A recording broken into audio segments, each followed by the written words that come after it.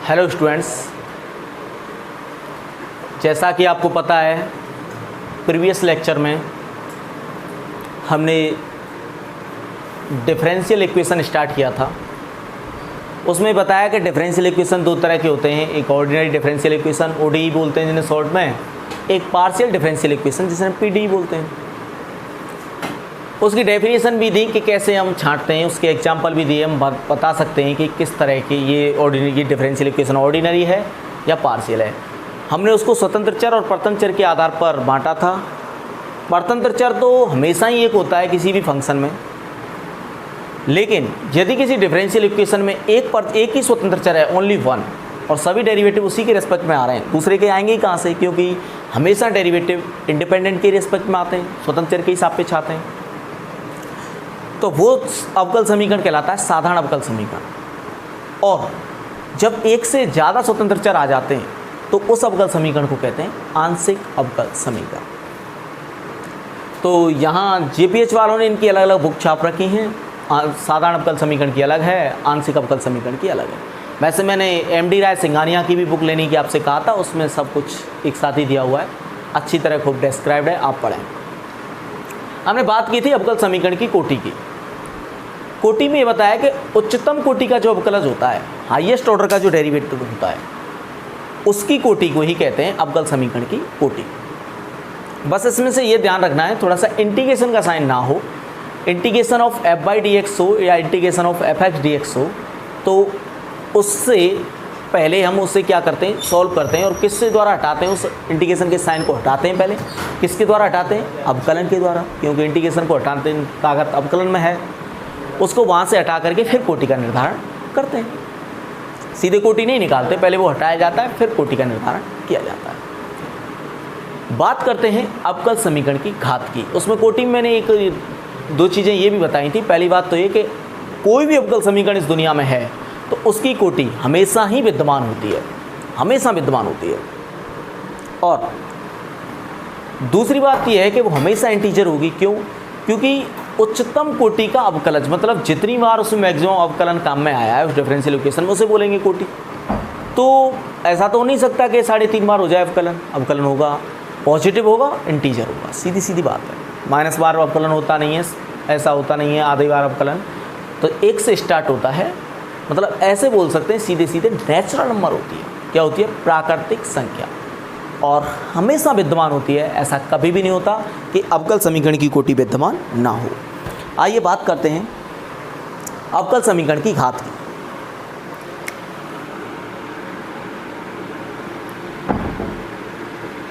अवकल समीकरण,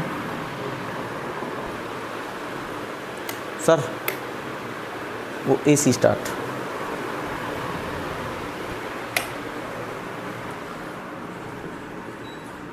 अवकल समीकरण की घात जिसे बोलते हैं डिग्री ऑफ डिफरेंशियल इक्वेशन।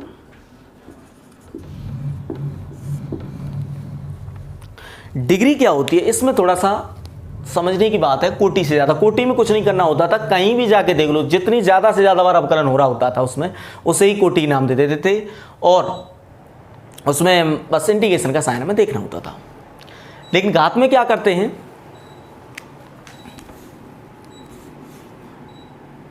अवकल समीकरण को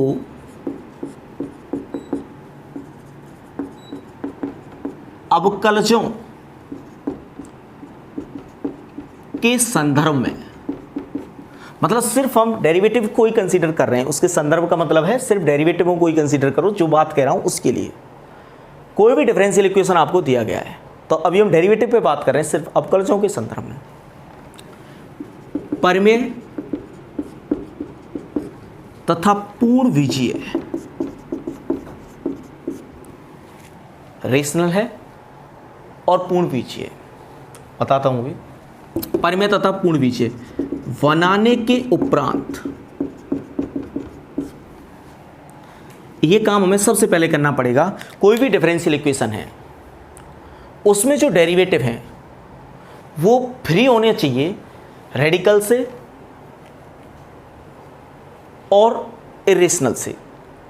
परिमेय तथा पूर्ण बीजीय बनाने के उपरांत, free from radicals and partial fraction, मतलब उसमें कोई बटे बटे में घातें नहीं हो और रेडिकल से फ्री होना चाहिए।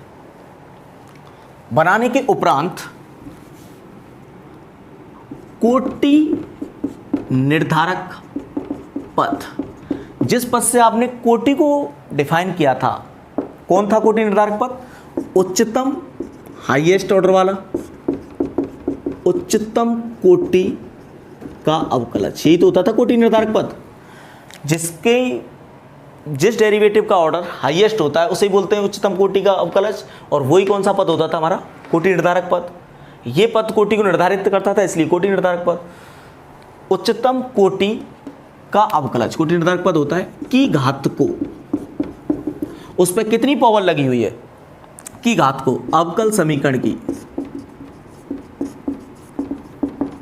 कोटि कहते हैं, सॉरी घात कहते हैं।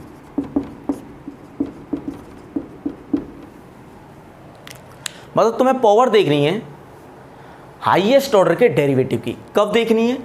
जब डिफरेंशियल इक्वेशन फ्री हो रेडिकल से और पार्शियल फ्रैक्शन से। तो हम ये कहेंगे if differential equation is free from radicals and partial fraction in derivatives. हमें जैसे मान लो x और y में डिफरेंशियल इक्वेशन है, तो x और y की नहीं देखनी पावर, हमें देखनी है dy dx d2y dx square. इनको फ्री करना है, इनकी घातें परिमेय तथा पूर्ण बीजीय बनानी है। देखेंगे एग्जाम्पल से।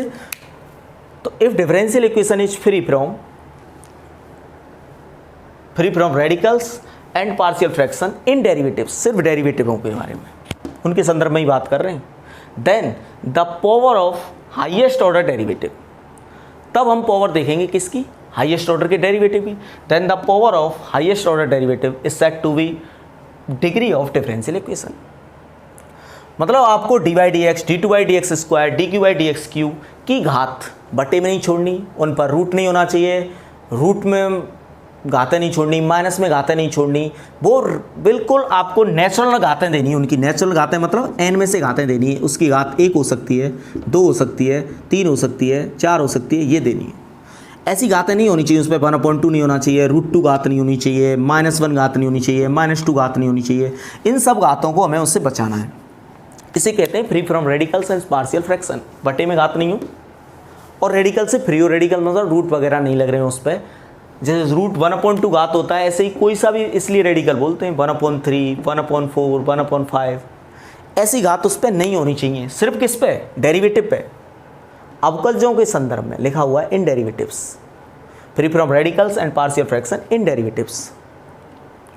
उनसे पहले हमें अवकल समीकरण को ऐसा बनाना है। फिर क्या देखना है? फिर नॉर्मल सी बात है कि जिसकी कोटि सबसे ज़्यादा है, जिस पद से तुमने कोटि को निर्धारित किया था, उसकी कितनी घात है, वो घात कहलाएगी डिफरेंशियल इक्वेशन की घात। जैसे dqy dx क्यू की whole power 7 plus d2y dx square की whole power 8 plus dy dx equal to sin x।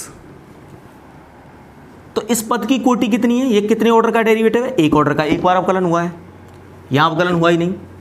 ये कितने ऑर्डर का डेरिवेटिव है? 2 बार अवकलन हुआ है, 2 ऑर्डर का।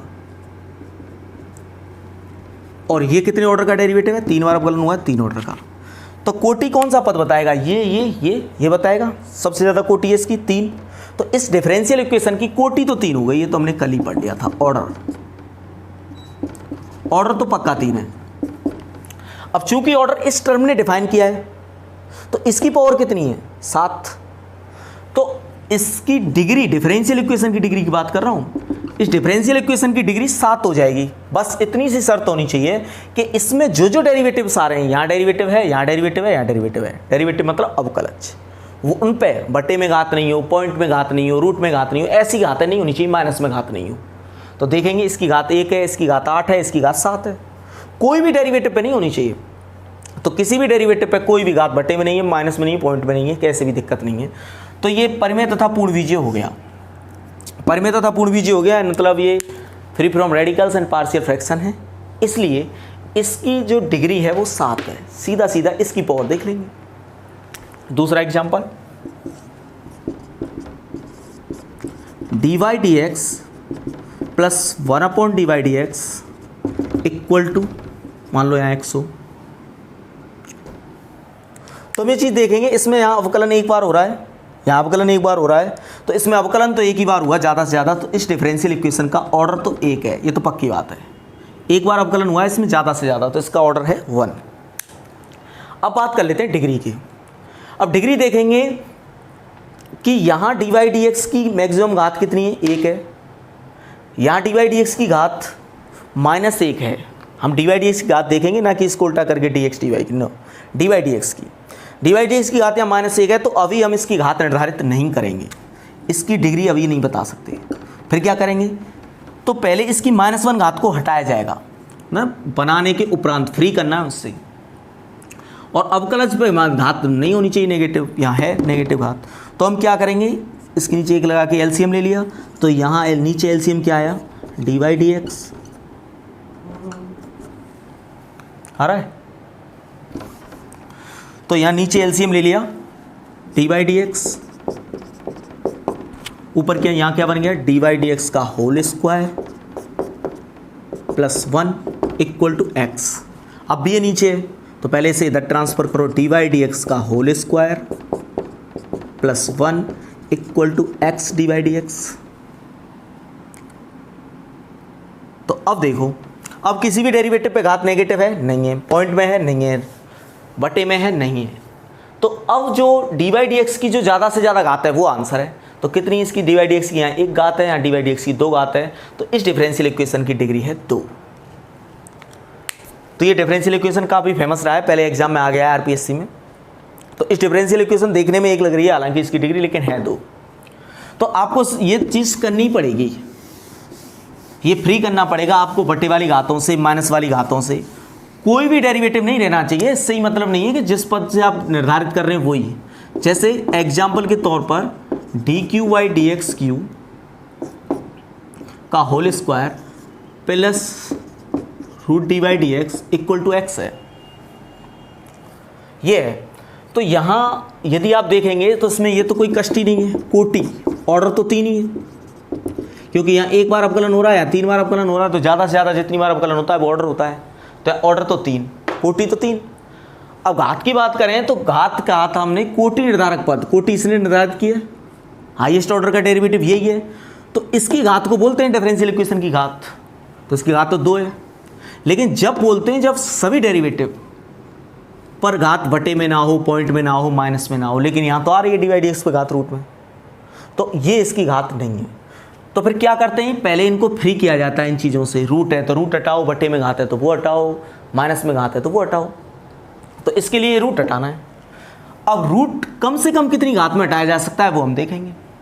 तो हम क्या करेंगे, इसके लिए प्रोसेस करेंगे, dq/dx का होल स्क्वायर, इस x को इधर बुलाएंगे और इसको इधर पहुंचाएंगे, क्योंकि यदि केवल आपने ये उधर पहुंचाया, x वहीं छोड़ दिया, तो रूट हटेगा नहीं, होल स्क्वायर करने पे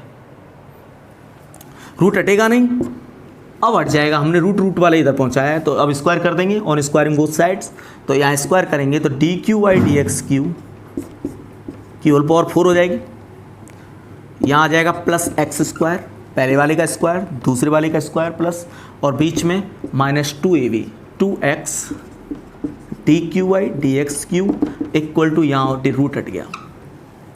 अब इसमें dy dx पर कोई रूट नहीं है, कोई वो नहीं है, तो ये सीधा सीधा हम यहाँ डिफाइन देख रहे हैं कि ये भी, इसकी भी पॉजिटिव इंटीजर घात है, इसकी पॉजिटिव इंटीजर घात है, इसकी भी पॉजिटिव इंटीजर घात है। तो अब कोटि निर्धारक पद की ज़्यादा से ज़्यादा घात देखनी है, तो कोटि निर्धारक पद ये 3 कोटि, इसकी ज़्यादा घात कितनी आ रही है, 4। तो इस डिफरेंशियल इक्वेशन की डिग्री कितनी है, 4। इस डिफरेंशियल इक्वेशन की डिग्री है 4। ऐसा नहीं करते कि आप यहाँ, हालांकि दोनों तरफ 8 घात लगा देते तब भी रूट हट जाता, लेकिन हम कम से कम घात लगाते हैं, कम से कम कितनी घात लगाएं जिससे रूट हट जाए, ठीक है। तो आप दोनों तरफ 4 घात लगाते तब भी हट जाता, तब तो इसकी घात बहुत हो जाती। तो हम ऐसा नहीं करते, हम मिनिमम घात से काम चलाते हैं कि ये कम से कम कितनी घात से हटाया जा सकता है, इन्हें फ्री किया जा सकता है, इस चीज़ से ऐसा बनाया जा सकता है डिफरेंशियल इक्वेशन को, जैसी हमारी रिक्वायरमेंट है। बाकी घात में और कोई दिक्कत आपको नहीं आने वाली है। अब घात का क्या फंडा होता है, घात कभी कभी किसी किसी डिफरेंशियल इक्वेशन की एग्जिट नहीं होती। कब नहीं होती, तो घात की तो डेफिनेशन में ऐसा कुछ नहीं लिख रहा है, लेकिन घात में ये कष्ट है कि जब हम कह रहे हैं कि घात पॉजिटिव इंटीजर होनी चाहिए, किसकी? हर डेरिवेटिव की। तो यदि कोई डेरिवेटिव ऐसा आ गया उसकी घात हम डिफाइन नहीं कर पाए तो फिर आपको मानना पड़ेगा कि उस डिफरेंशियल इक्वेशन की कोटि उस डिफरेंशियल इक्वेशन की घात विद्यमान ही नहीं है, क्योंकि घात जो डिपेंड कर रही है ना, डिग्री जो डिपेंड कर रही है डिफरेंशियल इक्वेशन, वो किस पे डिपेंड कर रही है? वो कह रही है कि सभी डेरिवेटिव्स पे घात होनी चाहिए पॉजिटिव इंटीजर। कैसी घात होनी चाहिए? Positive integer. जब हम किसी डेरिवेटिव की घात बता ही नहीं पाएंगे, जैसे कि आपसे पूछा जाता है साइन एक्स की मतलब एक्स की घात कितनी है, मान एक है, एक्स स्क्वायर की एक है, दो है, लेकिन साइन एक्स की घात कितनी नहीं बता पाते। साइन एक्स स्क्वायर एक्स की घात कितनी है नहीं बता पाते। तो ये कब लफड़ा होता है? जब कोई वेरिएबल पे घात लग रही होती है तो हम बता देते हैं, लेकिन जब कोई वेरिएबल ऐसे फंक्शन के अंडर आ जाता है जैसे कि इन्हें बोलते हैं ट्रांसडेंटल फंक्शन, अवीजीय फलन। यदि कोई वेरिएबल ऐसे फंक्शन में किसी कोई भी मतलब फंक्शन है, वेरिएबल एक्स का कह लो या किसी भी वेरिएबल का, वो यदि ट्रांसडेंटल फंक्शन है तो उस वेरिएबल की घात डिफाइन नहीं हो पाती है। तो यहाँ पे हम ये लिख लेते हैं, दो तरह के फलन होते हैं फंक्शंस, टू टाइप्स के होते हैं फलन। एक तो होते हैं बीजीय फलन। बीजीय फलन बोले तो अलजेब्रिक फंक्शन, और एक होते हैं ट्रांसडेंटल अवीजीय फलन।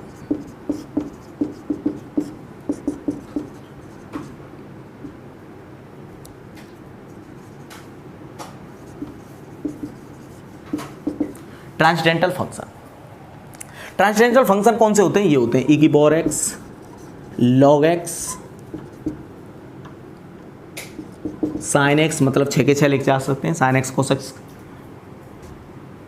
ठीक है, 6 tan cos sec cosec, sin inverse x, ये भी 6 के 6 लिखे जा सकते हैं, sin हाइपरबोलिक x, ये भी 6 के 6 लिखे जा सकते हैं, और sin हाइपरबोलिक इनवर्स x, ये भी 6 के 6। तो ये 6 जैसे 24 हो गए e की पावर x वाले। e की पावर x से मीन a की पावर x, जहाँ a क्या होगा? पॉजिटिव होगा और a 1 नहीं होगा। ये आपको पता होगा, एक्सपोनेंशियल फंक्शन की प्रॉपर्टी है चरघातांकी फलनों की, फर्स्ट ईयर में खूब सिखाई गई होगी। तो ये फलन अवीजीय फलन कहलाते हैं, ट्रांसडेंटल फंक्शन। मतलब ये कौन से हैं ये सीख लेते हैं, बाकी सब इसी में चले जाते हैं। तो वीजीय फलन वो होते हैं जो किसी पॉलिनोमियल का सॉल्यूशन बन जाते हैं। अब पॉलिनोमियल का सॉल्यूशन कैसे बन जाते हैं? तो इससे तुम अभी यहाँ मोटा मोटा आइडिया ये ले सकते हैं कि जिसको हम वेरिएबल पे घातें लगा के डिफाइन करते हैं ना, वो अलजेब्रिक फंक्शन कहलाते हैं। और तुम भले ही उस पर पावर रूट में रूट लगाओ 1/2 पावर जैसे, या 1/3 लगा दो, 1/4 लगा दो, ये सब रूट में ही आते हैं। 1/2 को अंडर रूट बोलते हैं, उन्हें क्यू रूट, उन्हें फोर्थ रूट, ऐसे बोलते चले जाएंगे 1/4। तो इन घातों को क्या है, हम स्किप करके हटा सकते हैं, 4 घात लगाकर, 6 घात लगाकर, 1/6 तुम 6 घात लगा के, मतलब इन्हें एक स्टेप के बाद ख़त्म किया जा सकता है। बटे वाली घातों को, माइनस वाली घातों को एक स्टेप सॉल्व करके हटाया जा सकता है। तो इनमें क्या है, घातें ही डिफाइन नहीं होती, यहाँ घात डिफाइन हो जाती है। जैसे मान लो अभी इसकी घात मुझे डिफाइन करनी है, इसमें हालांकि x की घात नेगेटिव जा रही है, लेकिन इसकी डिफाइन हो जाएगी x² + 1/x, एलसीएम ले लिया, x² + 1 = 2x, तो यहाँ पहुँच जाएगा। तो 2 घात हो गई। इस इक्वेशन की घात कितनी है? 2, डिग्री 2। हालांकि डिफरेंशियल इक्वेशन नहीं है, अभी बस फंक्शन की बात कर रहे हैं हम। तो यदि कोई फंक्शन हमें ऐसा मिलता, तो इस फंक्शन की घात की बात हम करते तो कितना आता? 2 आ जाती। तो इस फंक्शन को कौन सा फंक्शन बोलेंगे फिर? f(x) को, मतलब इस इक्वेशन की घात 2 आ जाती, बराबर 0 करके यहाँ। इस फंक्शन को कौन सा फंक्शन बोलेंगे? बीजीय फलन। कौन सा फलन? बीजीय फलन, अलजेब्रिक फंक्शन। ऐसे ही कोई भी लिया जाए, x + √x = x² - 3x, इसे भी सॉल्व किया जा सकता है। x² को उधर बुलाओ, x को वहीं ले गए, -4x = √x हो गया। रूट हटाने के लिए 2 घात सफिशियंट है, तो x² - 4x का होल स्क्वायर = x। तो इसमें हालांकि रूट दिख रहा था। तो जब वेरिएबल की घातें यदि आपको देखें, सिर्फ घातें और कांस्टेंट, तो वो फंक्शन बीजीय फलन कहलाता है, ऐसे एज ए डेफिनेशन नहीं है। डेफिनेशन ये होती है कि जो फंक्शन किसी पॉलिनोमियल के सॉल्यूशन बन जाते हैं उन फंक्शनों को विजय फलन कहते हैं। ये हम डेफिनेशन आगे रिंग थ्योरी में फाइनल ईयर में अलजेब्रा में देते हैं। यहाँ पे अभी इससे काम चला रहे हैं कि ऐसे घातों के रूप में जो मिलेगा वेरिएबल और कांस्टेंट से बना हुआ वो कहलाएगा विजय फलन, अलजेब्रिक फंक्शन। अविजय फलन ये सारे जिनमें तुम वेरिएबल की घात डिफाइन नहीं कर पाओगे, वेरिएबल की घात डिफाइन नहीं होगी इनमें कितनी। तो जब कोई भी डेरिवेटिव, हम दोबारा पहुंच जाते हैं डिफरेंशियल इक्वेशन पे, आप नोट कर लें। डिफरेंशियल इक्वेशन पे दोबारा पहुंच रहे हैं कि जब कोई डिफरेंशियल इक्वेशन में कोई डेरिवेटिव इनके अंदर चला गया, मतलब डिफरेंशियल इक्वेशन की उसके डेरिवेटिव के फंक्शन ऐसे आ गए, जैसे ये आ जाए sine of d Y D x. तो अब तो डी वाई डी एक्स की घात डिफाइन ही नहीं हो रही, और हम कह रहे थे हर डेरिवेटिव की घात पॉजिटिव इंटीजर होनी चाहिए। परिमेय तथा पूर्ण विजयी बनाने का मतलब क्या था? हर डेरिवेटिव की घात अवकलजों के संदर्भ में परिमेय तथा पूर्ण विजयी, जो लाइन लिखी हुई है, मतलब इंग्लिश मीडियम में ये लिख रही होगी कि free from radicals and partial fraction in derivatives. तो वो जो लाइन है वो इसीलिए तो है कि d Y D x d two y D x square जो डेरिवेटिव है उनकी पावर पॉजिटिव इंटीजर हो। तो पावर हो पॉजिटिव इंटीजर है वो बहुत बड़ी बात है, देखेंगे। यहाँ तो पावर ही नहीं डिफाइन हो रही। तो जब डिफरेंशियल इक्वेशन में, ये नोट लगा के आप लिख सकते हैं, जब डिफरेंशियल इक्वेशन में अवकलजों का अभिजय फलन विद्यमान होता है तो अवकल समीकरण की घात विद्यमान नहीं होती। If differential equation contains a transcendental function of derivatives one or more than one हो सकता है, one derivative and more, then the degree of differential equation does not exist। तो क्या होता है? तब differential equation की डिग्री विद्यमान नहीं होती। जैसे एग्जाम्पल के तौर पर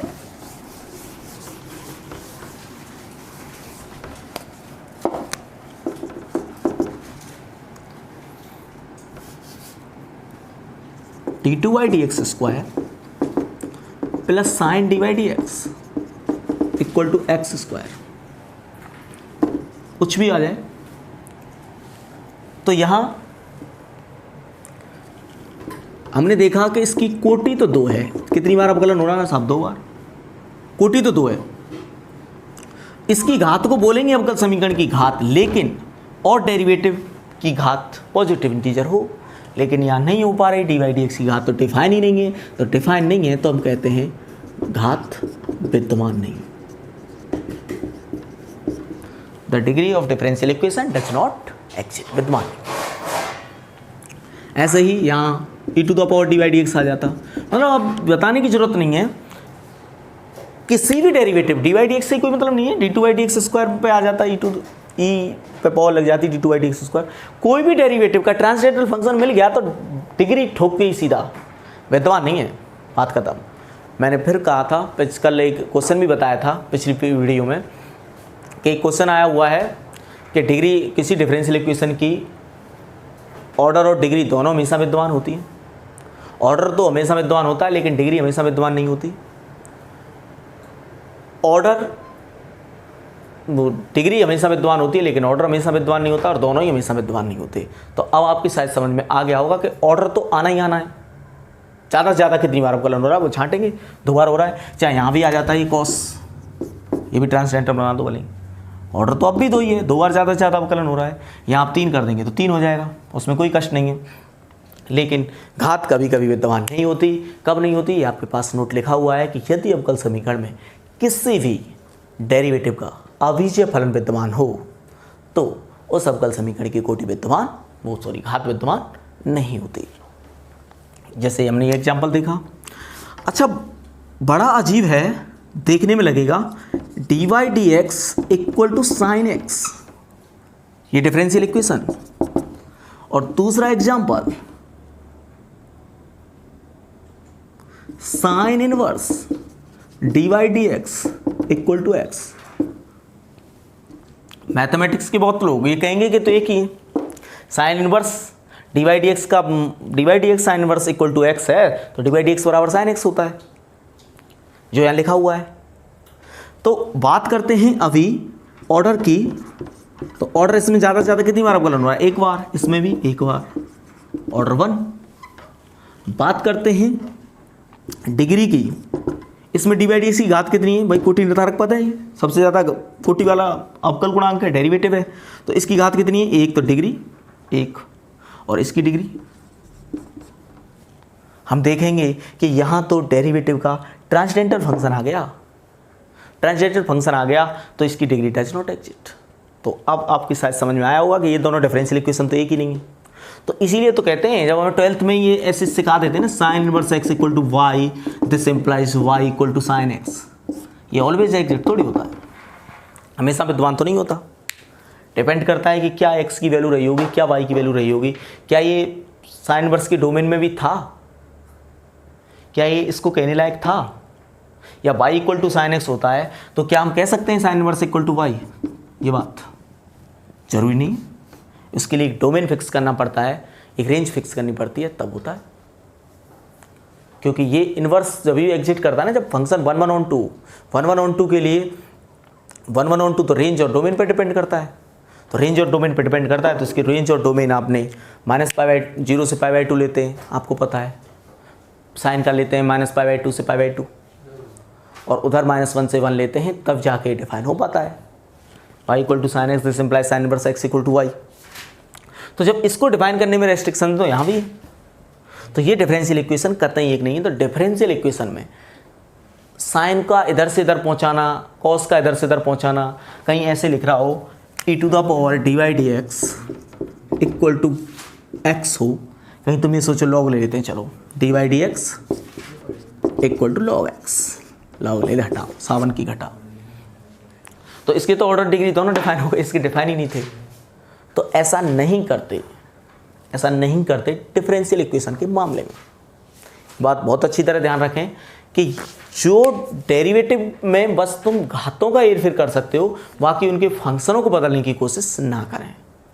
एंटी लॉग लेना, लॉग लेना, साइन को साइन इनवर्स में चेंज कर देना, उधर दूसरी साइड ले जाके कॉस इनवर्स में चेंज कर देना, ये ऑथोरिटी आपको डिफरेंशियल इक्वेशन में नहीं मिलती है, जनरली कैलकुलेशन में भी नहीं मिलती है, बल्कि वो हमारे मैथमेटिक्स हम जो सवाल वगैरह जैसे हमारी बुक्स में होते हैं, तो वो इस तरह से होते हैं कि वो उस डोमेन में से ही लिए जाते हैं, उसी रेंज को फिक्स करके बनाए जाते हैं, तो ये कैलकुलेशन हो जाती है। हालांकि इससे ये करने में बहुत कष्ट है, हमेशा नहीं कर सकते आप ऐसा कि y equal to sine x है तो sine inverse x equal to y. ठीक है, फिर एक बात कहना चाहूँगा कि हमें डेरिवेटिव ही देखने हैं बस। कहीं आप कल को ये करने लग जाएँ dq/dx³ plus d2/dx² plus √y equal to x⁻3/2, कहीं कष्ट में आने लग जाए, यार बाई रूट में है, x⁻3/2 है, तो ये तो बहुत बड़ा कष्ट है, कैसे करेंगे सॉल्व?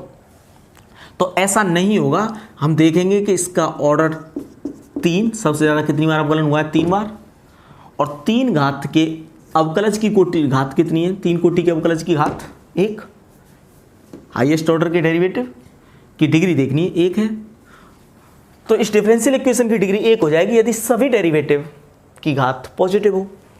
तो यहाँ एक और डेरिवेटिव है, इसकी घात भी पॉजिटिव है, हमें इनसे कोई मतलब नहीं है कि इनकी घात बटे में, रूट में, पॉजिटिव है, साइन में आ रहे हैं, यहीं की पावर एक्स हो या साइन एक्स हो, तो इनके फंक्शन नहीं देखने। वेरिएबल के ट्रांसडेंटल फंक्शन हो, एल्जेब्रिक फंक्शन हो, उससे कोई मतलब नहीं है, सिर्फ आपको ये देखना है कि डेरिवेटिव का तो ट्रांसडेंटल फंक्शन नहीं है, डेरिवेटिव की घात तो नेगेटिव नहीं है, डेरिवेटिव की घात तो बटे में नहीं है, डेरिवेटिव रूट में तो नहीं आ रहा।